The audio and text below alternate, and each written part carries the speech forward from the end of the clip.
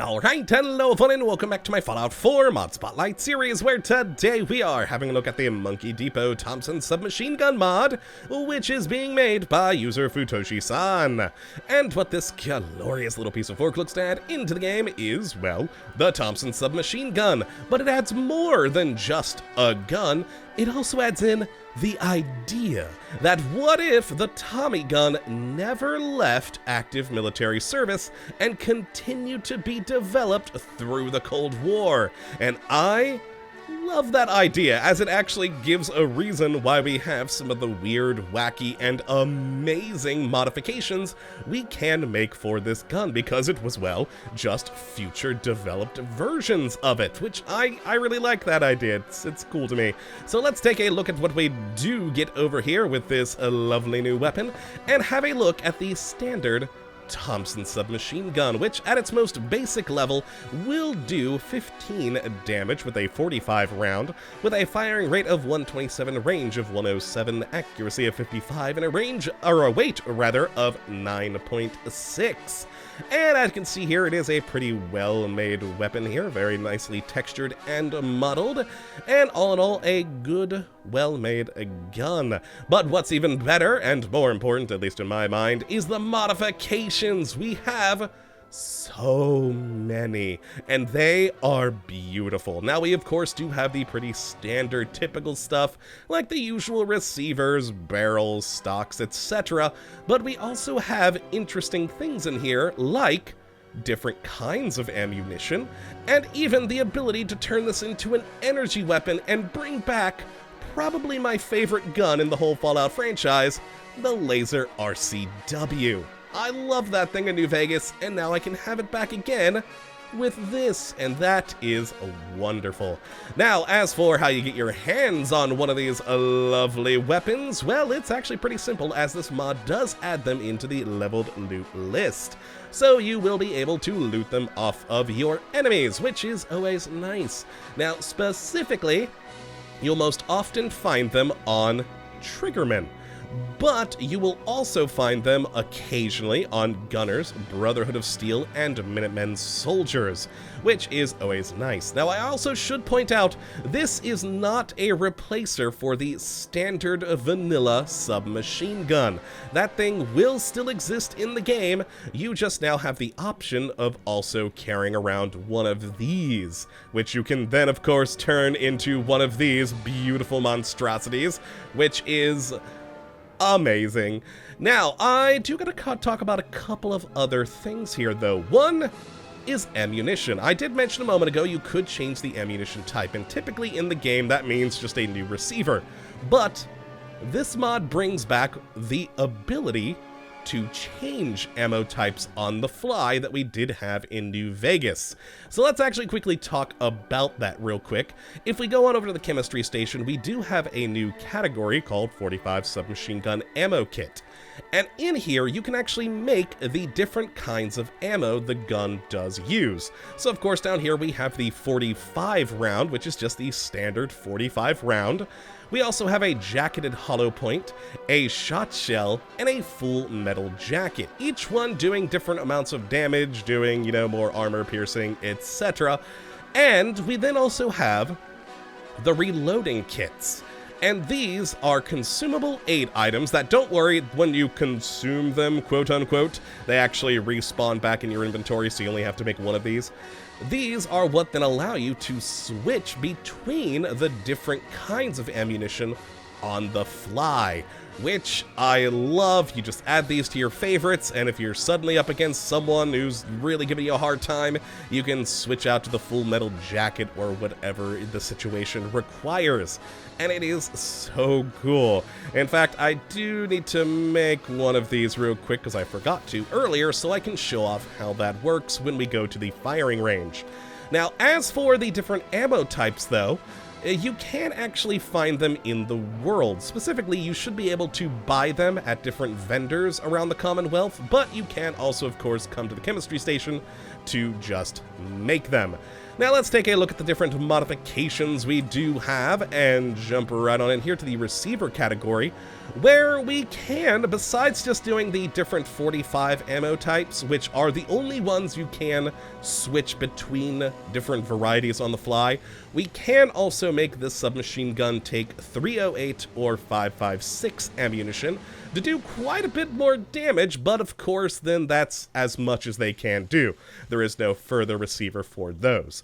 Now we do also then have just the standard 45 ammo for the powerful receiver level 2 and 3. We then also have the laser RCW receivers in either a sniper version or the fully auto version 1 and 2. We then have the rapid receiver level 2, 3, 4, and 5, and then the standard receiver, an armor-piercing receiver, hardened, rapid, hardened piercing, and powerful receiver. And again, any of the ones that take the 45 ammo will be usable with the ammunition switching. The only ones that aren't are, of course, the laser RCW and the 556 and 308. Those you're on your own with just that one kind of ammunition.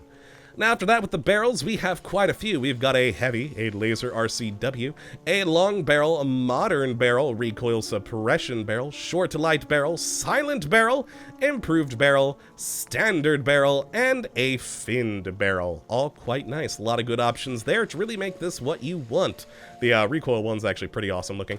We then have in the stock category a folding stock, an improved recoil compensating stock, a laser RCW advanced stock, skeleton stock, the short standard stock, the full stock recoil compensating stock, and that is it. And then in the the magazine category, wow, I'm all over the place today here, we have the dual medium banana magazine, the dual small stick magazine, medium banana magazine, small stick magazine, medium magazine, standard stick, dual stick, large drum, medium quick eject drum, and a large quick eject drum. All very fun. Now next in the sights category, we have the no rear sight, a hollow sight, a long scope, medium rail, a recon scope for day, a recon scope with night vision, a standard sight, glow sight, and finally a reflex sight. All very nice. Now then in the muzzle category, we either have nothing, a compensator, muzzle brake, or suppressor. And then we have here is the type of ammo it starts at by default. Now, every gun you find will be the default one, at least in my experience so far, but you can make it into the shot shell, jacketed hollow point, or full metal jacket. But again, with those ammo switching aid items, you can change this on the fly out in the field. And then finally, we have the skin category, where you can actually paint this thing up to look cooler and fit your needs. So we have the Brotherhood of Steel paint, a Desert Storm paint, the Standard, a Jungle Warfare, a Minutemen paint job, a Narval Strike paint job, Railroad, Red Mountain, a Restoration, and the Institute. Now you'll notice a lot of these are requiring color spray, which is an item you can find in vendors. They are rare though, but you can find them on occasion. I've had the best luck at Diamond City Surplus, and yeah, once you buy those color sprays, you can then use those. Some of them though don't require it, like the Restoration just needing acid and adhesive, the default just being acid, and yeah, those are the only ones that you can do without the color spray. And so that is it for the different amazing modifications. So let's grab a couple of, well, actually, let's start with just the standard gun, because of course, the ammo switching with our lovely new aid item here doesn't work if there's multiple versions of the gun in your inventory. You gotta only have one of them on you, at least the ones that require 45 ammunition. You should be good if it's one of them that doesn't require that, such as the laser RCW, but yes, if you have multiple versions of 45 ammunition ones, it will not work. But so right now I've just got the standard 45, so let's take some shots with this.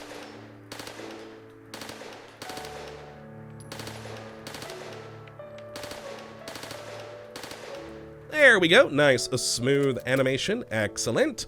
And now, let us go to the aid item there, because I've only got 8 rounds of 45 left, and let's switch to the 45 hollow point ones I have in my inventory. And there we go, the reloading kit did use itself up, but re-added itself. And now, you can see I have a lot more ammo, because that's all the hollow point ammunition I have in my inventory. And you can now tell that if we go to the weapon, it went up from 15 damage to 30 because the hollow points do a bit of more extra damage, which is pretty nice. And yeah, so now on the fly, I could switch over to, say, the full metal jacket or back to the standard and have a fun. I really do like having that ability. But let's go and grab the some of the unique ones I made. The yeah, laser RCW, of course. I actually made a lot of other ones. I had a lot of fun messing around with the modifications on this. Quite frankly, probably the most fun I've had with modifications in a while. And yeah, let's grab that one too and shoot those as well. So let's go to the laser RCW because, I mean, why not? And of course, with a Brotherhood skin, because that just makes sense. And fire.